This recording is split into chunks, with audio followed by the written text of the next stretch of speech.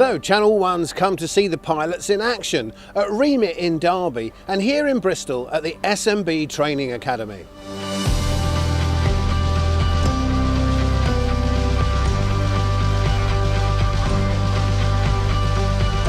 The apprenticeship standards are now replacing the old frameworks in England. Now, looking at these two apprentices, one's doing the old scheme and one's doing the new system. It's difficult to tell the difference. Well, apart from the whole new system of regular assessment of apprentices' progress, a final pass or fail practical and theory test, monitored workplace learning, a whole new funding regime and new responsibilities for employers and training providers. To help everyone get used to the system, the IMI has been running pilots with training providers from around the country since August 2017.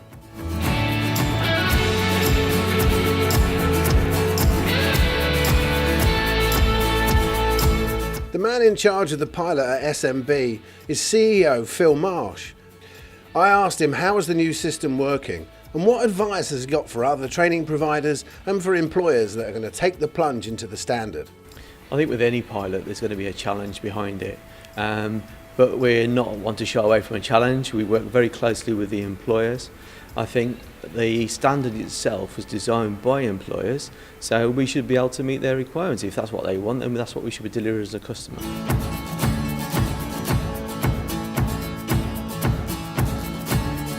A lot of our employers have worked with us for a long time. They know the quality of what we do and how we put the business first. We're a not-for-profit organisation, so any surpluses we get go back in.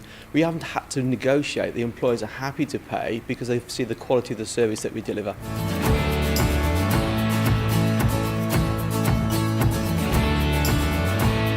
We've been working on this sort of the new standard programme for about 2 years.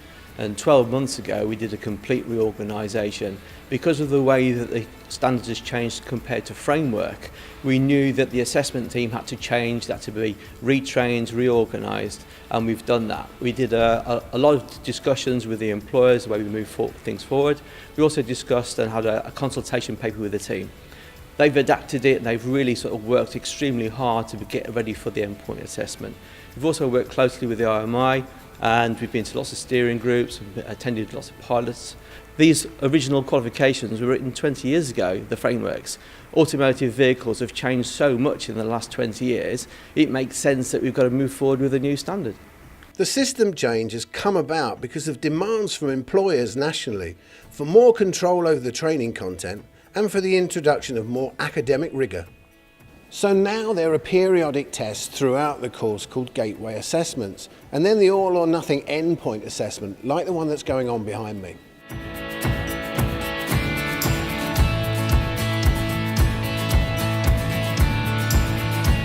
It is challenging, to say the least, but the principles really are the same in the sense that the technology hasn't changed. The vehicle is still a vehicle. It's just the way it's assessed. Yes, they're challenging, but we're working obviously very closely with the IMI to eliminate a lot of the fears. I think there's been a lot of fears with apprentices and also with employers because of these changes. Yes, the endpoint assessment is different, as in the process is different, but the outcome will be exactly the same.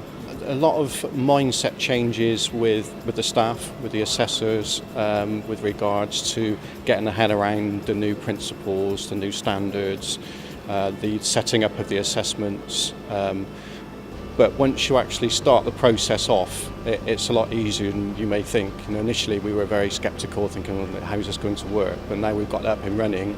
Yeah, there's a few teething problems, but as there always will be with any change. But it seems to be working really well now. I think once we got our heads around it, and like I said, that fear factor's now gone, we're doing really well.